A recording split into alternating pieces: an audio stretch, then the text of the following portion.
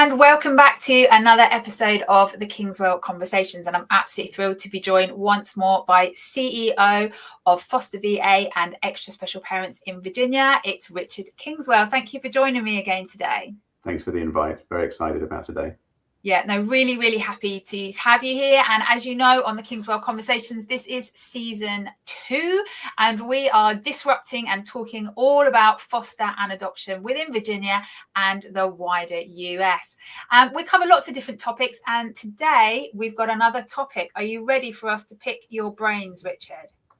Let's go for it and see what we can do. All right, so I've got the exact question written down here, so I want to read it verbatim so that we get this right. How do you help foster parents understand a child's history without defining the child by it? Now, we know that when you get reports through for children that are coming in to be referred to you, that there's quite a lot of information in there about the child. Or not as much as you would like. I like your optimism there. Okay. I'm being optimistic then. So we get some information. Some referrals are more involved than others. Some are a bit of the bare bones. Either way, when you get that information and then you are going out to a prospective family or parents that may be looking to foster, how do you make sure that that information is relevant but is not defining the child? Well, I think the first and most important thing about any referral to a parent is the parent has a choice about every child. It's not like a mandatory thing that you're doing that you, if we offer you a child to come to your home, it's like a yes, and that's it, and they'll be there at 2 o'clock. So it's a collaborative approach. So the first thing is what I would call transparency.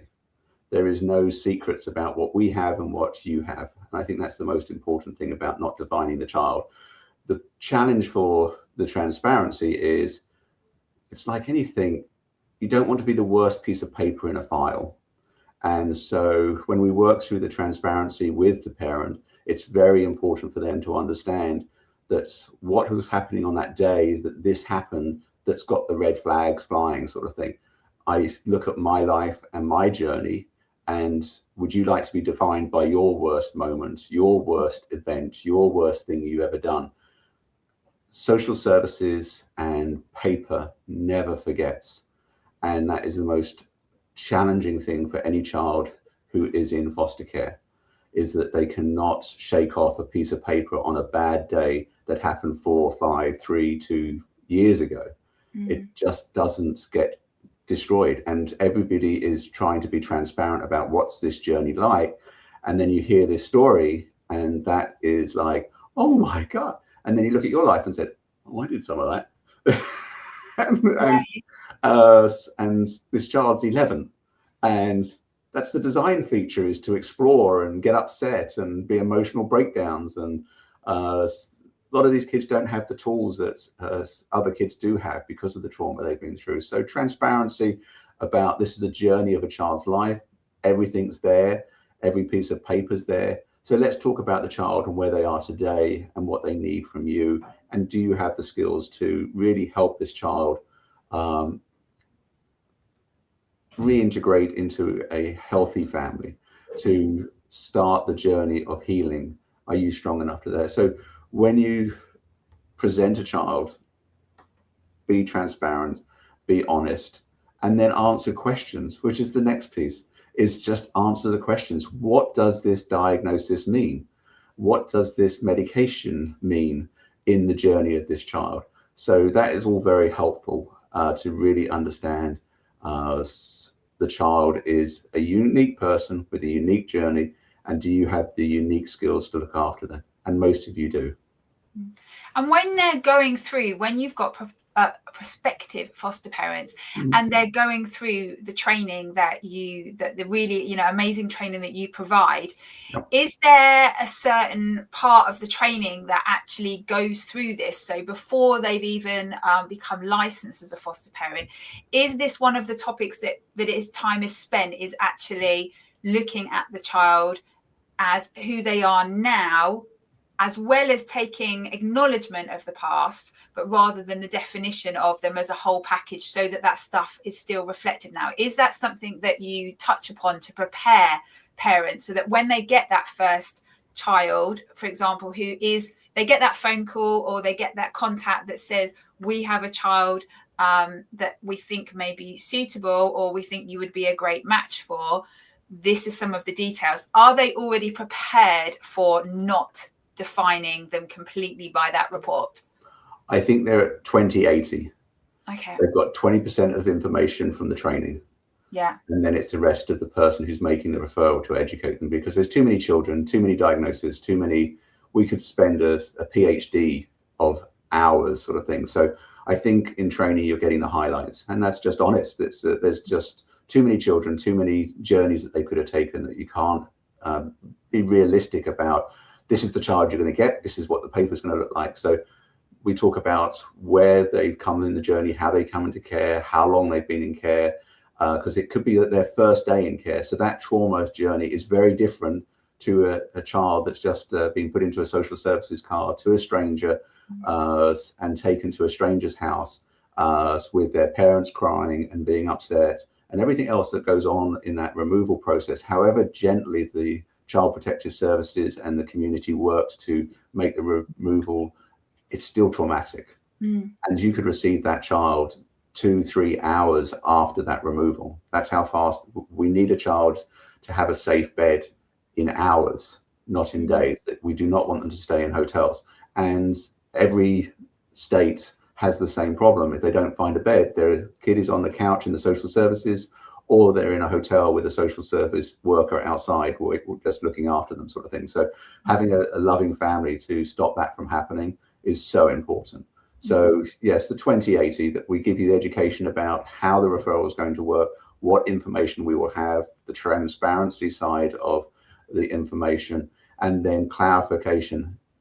Ask if you don't know what this means, and we'll talk about it and we'll present the child. The demographics and things like that are very easy sort of thing.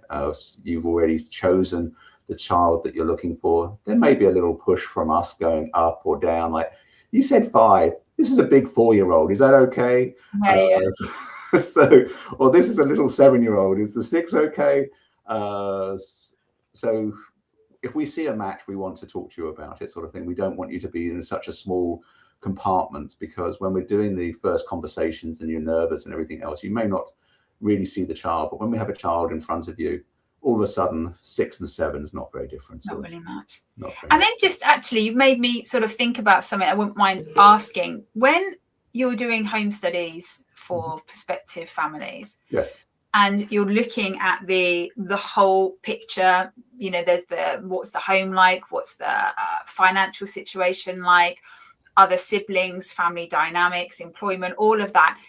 Is there a part of when somebody is doing the home study that somebody else's, a prospective parent's past, or anything that they bring to the table, is that something that could make somebody who's doing the home study think this person could potentially not be an ideal match as a foster parent, because they may be somebody who would struggle with the trauma or the labels or the diagnosis that comes? So even though they could have an amazing house, a great income, etc., there's something that just says to that person, I'm not sure that they are the right fit for being a foster parent, because our children are looking for therapeutic foster parents, and I'm not sure this person would be a suitable person to do this role.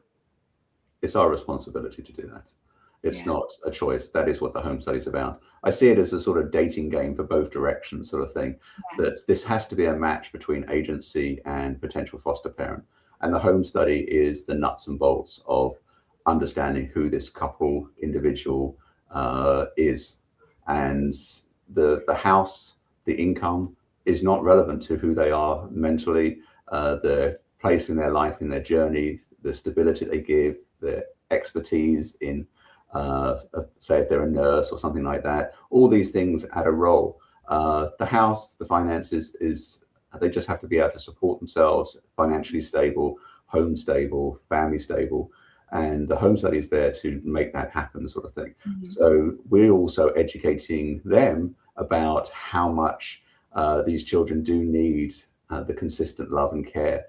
There's a reason it takes 120 days to get licensed minimum, sort of thing. It's a journey of understanding in both directions. So we're going to work to make sure that you're a right fit for a child who's been traumatized, and also we're not going to traumatize you, because we'd rather you wait a year for whatever trauma is. Go do some therapy, work out your stuff before you try and take on a child. Is a great way of looking at it, because there's no rush to just get a child in your house because you saw an advert or something like that. We want you to be ready, and that's the most important thing. You're ready. When we present a child, you understand that we're presenting a child that you trust us, that we're not sending you a child that you don't have the skills to work with. Some days will be tough, like every child in every journey, but we're showing you who this child is. We're trying to explain it, and we also believe that you have that. So the home study, the transparency, the training, all comes into that to make sure we have a successful placement. And last question, if I may, on this topic.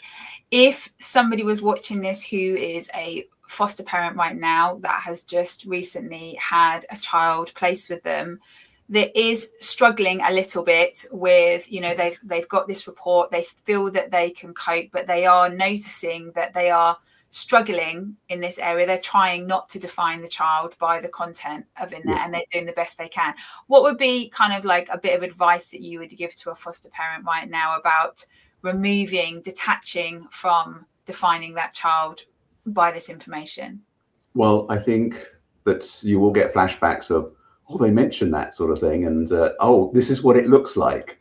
But again, also put it into the age demographics and things like that. That is this how a normal child would react to a stressful situation? They just failed miserably in an exam, and they're really upset that it's their house that they used to live in. If you didn't get an A, you got beaten. And if you forgot your lunch, no one was going to feed you. All these sort of things are traumatic events that could have happened. So there may be a piece of paper, but look past that. Look at the child, look at the distress, use the strategies we've given you to try and find your way into their heart, and let them just breathe through it, work through it. And then they won't be the paper. They'll just be an upset little child that's just trying to find security. Be their security. Perfect. Thank you so much. Thank you for answering that for us today. I really, really appreciate you sharing a lot more of your knowledge with us. And hope that's been useful wherever you are in the world. If you're watching the Kingswell Conversations, hope you found that topic useful to you. And if you'd like to learn more about Richard's work, you can connect with him on LinkedIn at Richard Kingswell. You can visit his websites. We've got Extra Special Parents, which is www.espva.org, or FosterVA, which is www.fosterva.org, where you can also grab hold of Richard's free 45-page guide, the Comprehensive Guide to Foster and Adoption in Virginia. So we will look forward to catching up with you on the next episode. Thanks, Richard. Thanks, Nikki. Have a great day. All right. Take care now. Bye-bye. Bye.